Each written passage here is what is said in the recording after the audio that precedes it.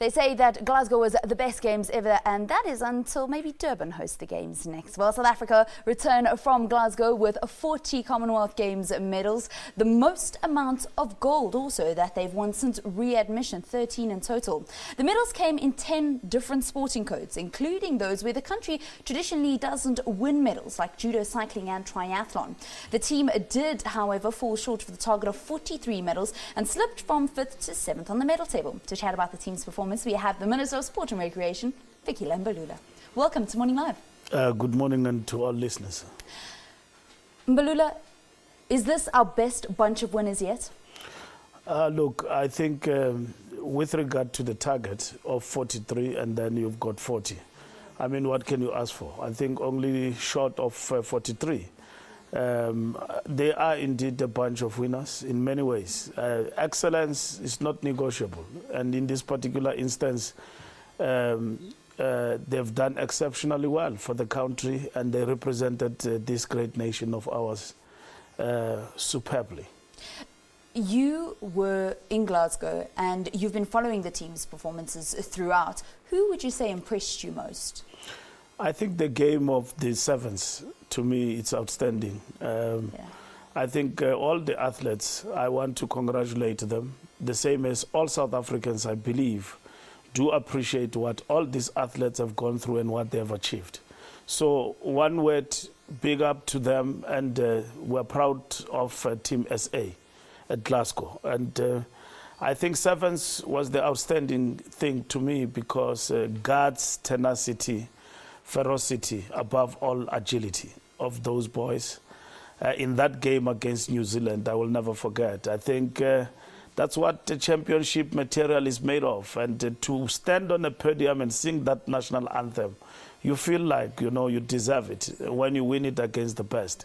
And I think they did well, and that to me is what really is outstanding in this Glasgow Games. When SASCOC selected the team, they used your mantra. They said that they took their cue from you in terms of only celebrating excellence and not awarding those who are maybe mediocre. So they had very strict selection criteria. Do you think SASCOC were vindicated in that? Because there was some criticism that the selection criteria was actually a little bit too strict. Look, Glasgow, in terms of the Commonwealth Games, it's a competing stage. I think Australia had about 400 athletes, and then Scotland over 600. And then the countries sent loads and loads of, hangers on, so to say, if you want to criticize. But for exposure is good. I think you must look at South Africa's performance against quality, not just a mass that went there. I think they sent some of the best performing athletes. Yes, if you've got more money, you could send up to 800 to 1,000. And I think that is what is important to consider going forward in this thing of making a case for sport. Commonwealth is important for exposure, and probably in future you could have even given more and more athletes a chance. And I think some of them who did not even win at that stage, it is important for them for exposure. And in future we must look, if we've got the resources and everything permitting, we can send a bigger team. And I think South Africa performed well if you look at this from a point of view of quality. You can have criticism. It is sport. There is no homogeneity. We don't think alike. The question for those who organize and practitioners is to take constructive criticism to heart and be able to do better out of it, and integrate that criticism in your future planning.